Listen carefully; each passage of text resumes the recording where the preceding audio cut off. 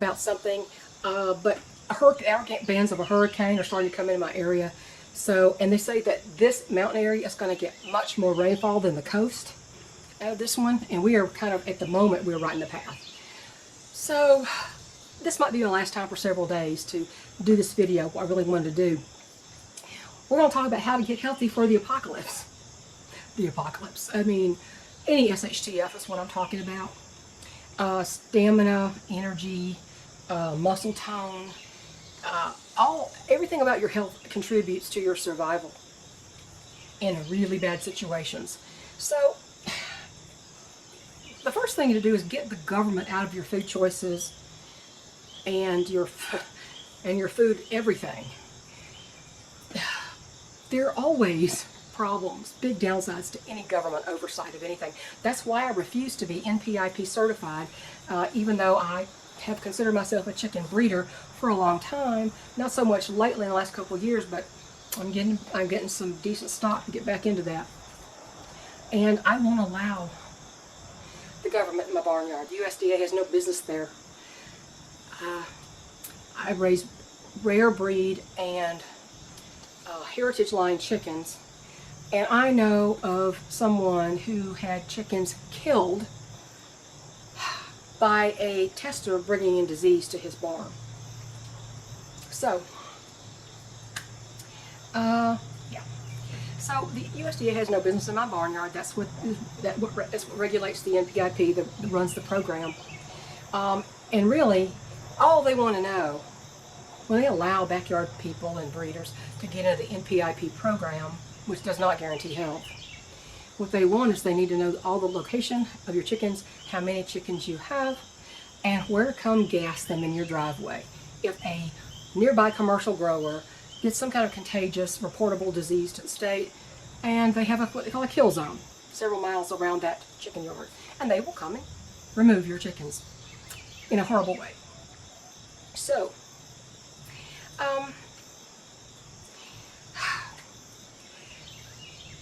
and after that, they leave me to bury the bodies, which is very traumatic for most people.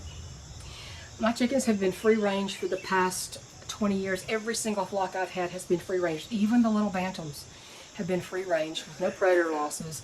They give eggs and natural fertilizer to grow the very few things that we do grow in the summer. Our crowder peas for plant protein for survival, which we can, and they'll stay properly canned for years and years and years. And then a tomato for our burger patties in the summer. One of my pleasures to have a very tasty tomato slice on a burger patty.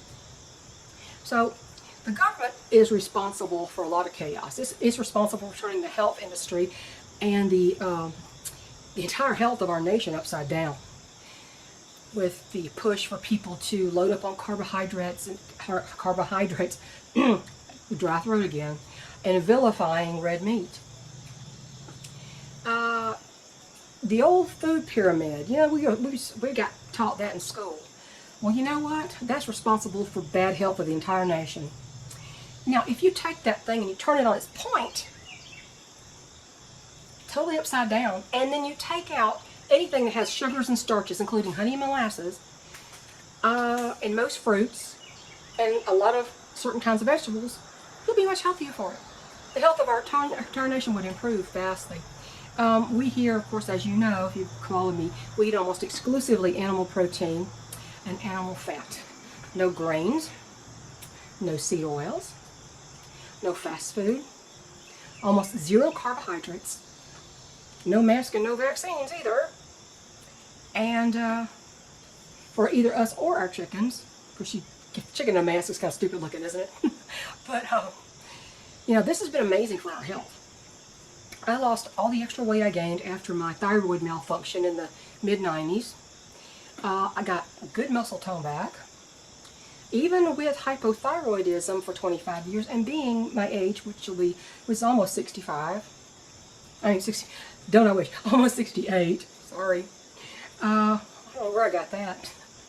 And in spite of having a hysterectomy at 33 due to endometriosis, which actually meant, that kind of is throwing you into instant menopause, completely taints your metabolism sometimes. It causes a whole lot of other issues. It causes you to age faster usually. What people would consider aging faster. Affects your skin and everything else because you don't have the hormones anymore. If you take the ovaries too. It cured eating this way.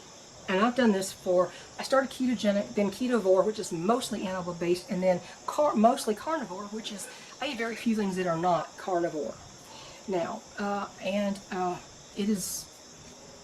when I got diagnosed with my hypothyroidism in the 90s, I was also diagnosed with a fatty liver. Fatty liver's gone. It's been gone for years. Eating this way. I've been doing this for about 5 years. My husband for a couple of years. I mean, he might have been edging into it because of what I cooked for myself. But now we both eat pretty much the same things. He does a little bit of off-plan eating, let me just say, that might contain seed oils or something processed, like breading on a chicken tender in a freezer bag or something. But it's cured a lot of stuff eating this way.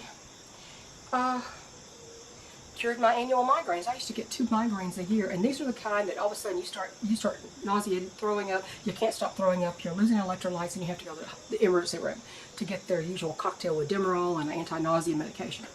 I used to do that twice a year. I haven't done that in probably more than 5 years now, because I think I was easing into ketogenic before that. I just wasn't totally off of, everything sweet, I guess.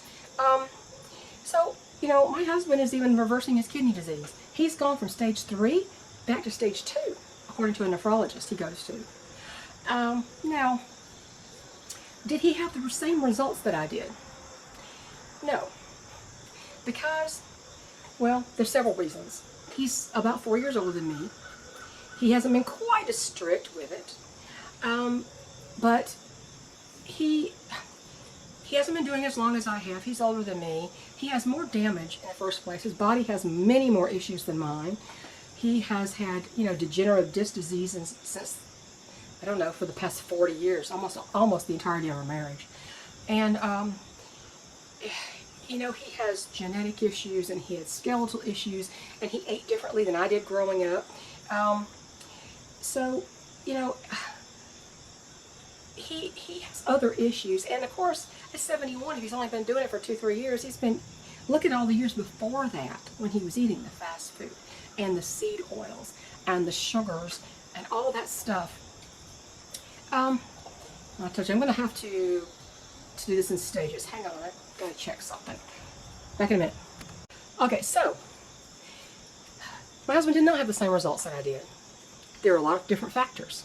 He grew up in a slightly different area than I did. His parents had different ways of eating than I did, than my family did. You got to remember, I grew up eating mostly farm fresh food. Grass-fed beef from my grandfather's Angus cattle, eggs and chicken from his chickens, and pork from his hogs. That I remember them hanging from a tree to butcher the hogs, to process the hogs. And he didn't really have that, I don't guess. So, will it work? The carnivore eating or ketogenic eating work for everybody? Well, it may not every time, because even though we're all the same species and we're all human beings, lions eat meat, cows are herbivores, avians are true omnivores, and they do better with eating some animal protein than just all grains. But humans are all the same species. You're not going to see a lion being vegetarian, in other words. So we're all humans. But the difference is, how many years were you eating the standard American diet, what they call SAD, and it is SAD, SAD, standard American diet. How many issues did you collect along the way? How much damage did you do to your body before you started eating a proper human diet? We won't have all the same exact results, and so we should not expect that. But eating a proper human diet for your species is always the right thing to do, and your best chance of improving your health and having optimal health. So, like I said, when I was growing up, I had very farm fresh food. Hand-churned butter, which I helped to, you'd have these little forms, little bowls with a little design at the bottom, and you would press the butter. After you churned it, press it into these forms and press it down and get the whey come to the top and pour that off. So, I had all kinds of natural foods because of my family. But then, of course, my mother became addicted to sugar, and she started making cookies and pies and cakes and candies, and she just, her weight ballooned and her issues kept going. And, of course, she was a smoker as well, and I've never done that. My husband has never been a smoker. We both were raised in homes where there were smokers. Now, my mother didn't smoke nearly as much. My dad didn't. I remember him taking a cigar once in a while, but really, he didn't smoke hardly all. And both of his parents smoked like chimneys. So all that secondhand smoke, we were always worried that secondhand smoke that we couldn't get away from when we were children was going to affect us. So far, it doesn't seem to have. Thank goodness. But if I had done this years and years ago, I had a brief stint with the Atkins diet when I was 16 years old.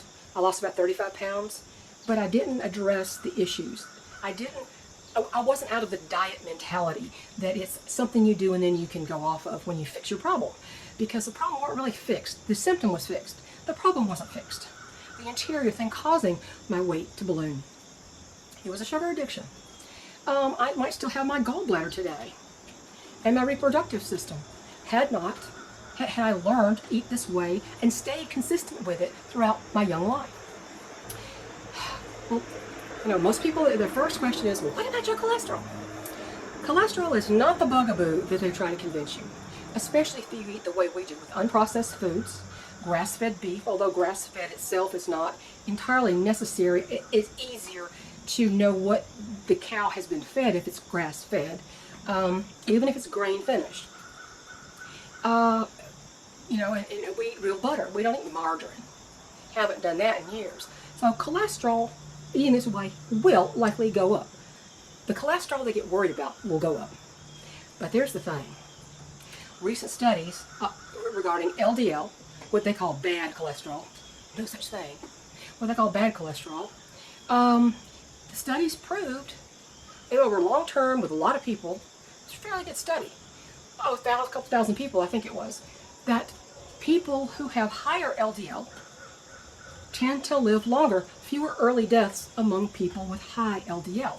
Now they're trying to convince you that LDL over 50 is bad. No, if you got an LDL of 50, you are likely to die early. That's what the truth is. The only meaningful numbers in that whole thing are the HDL, which they call good cholesterol, and the triglycerides. Your HDL, if your HDL is anywhere, under 100, like in the 50s, 60s, whatever, 70s, it's excellent. And if your triglycerides are under 100, I think it's 100 or 150, not 50. 55, something like that. So those two numbers are the only things that really matter. And there's also the VLDL, which is a ratio between the good and the bad cholesterol, and it should be under, I forgot what was under, I don't remember, but mine was 12, which is excellent. So those are more indicative of the health of your heart than your LDL cholesterol ever would be. And so if the triglycerides and the HDL are actually excellent, LDL is kind of a non-issue. Now, the fake food pyramid, like I said, should be turned upside down on its point and then remove a lot of stuff on the bottom. Remove the grains, remove most of the root vegetables, remove the sugars, including honey, molasses. The pyramid has made this entire country sick, and it's kept doctors in business, even though they have no solutions either. It's kept doctors in business, put money in the wallets of big pharma and the commercial food industry. If you aren't convinced, really do some research on Ansel Keys and his role in screwing up our national health, as well as John Kellogg. Yes, Kellogg. Those two men were so responsible for the decline in this country of our health. The real stories behind those men. And on that note, let's just say, follow the money. Now, objective studies are showing that there's no link between eating red meat and cholesterol. And there's no connection between cholesterol and heart disease.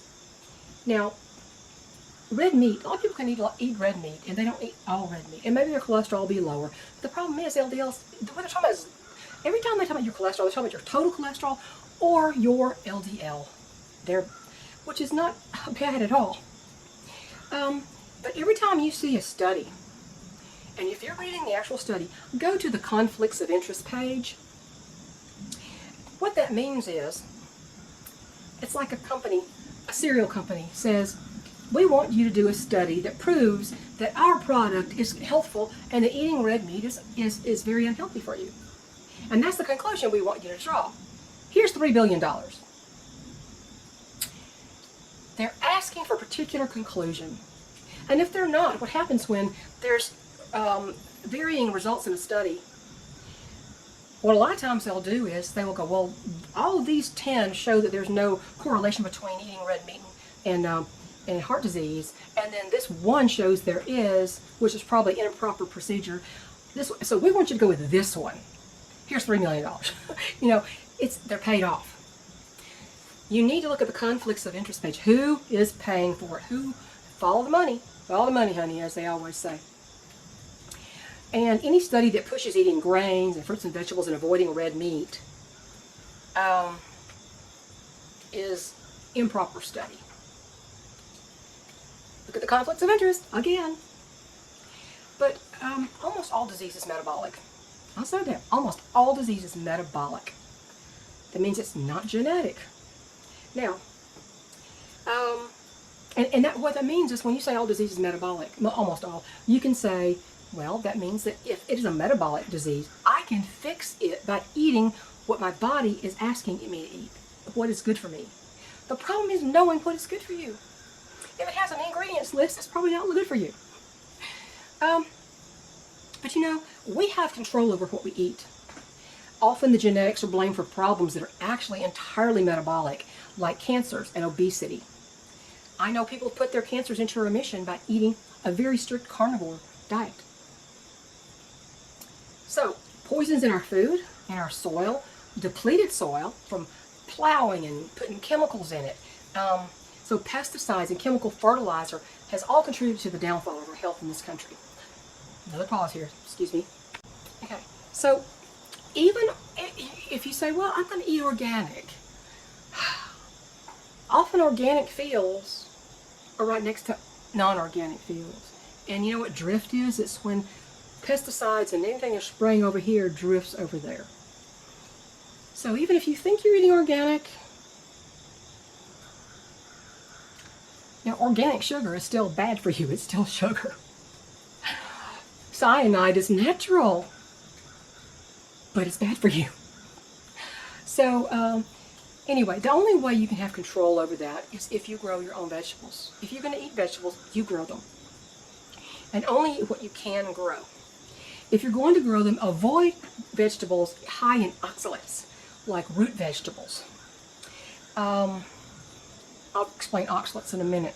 You keep your own hens for eggs and fertilizer. Keep rabbits for, you can have meat rabbits if you want to. Keep meat rabbits. Chicken manure is hot manure. You have to compost it a little bit before it can be added directly to your plants. Rabbit manure is cool manure, and it can be put on plants immediately. It doesn't burn the roots and everything. So, you know, avoid vegetables high in oxalates. Avoid most fruits, maybe a few berries in season if they're not sprayed with anything.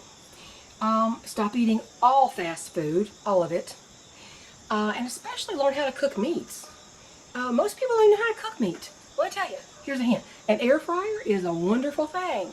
We have one that's got little shelves, like 3 little wire shelves on it. It's a little box.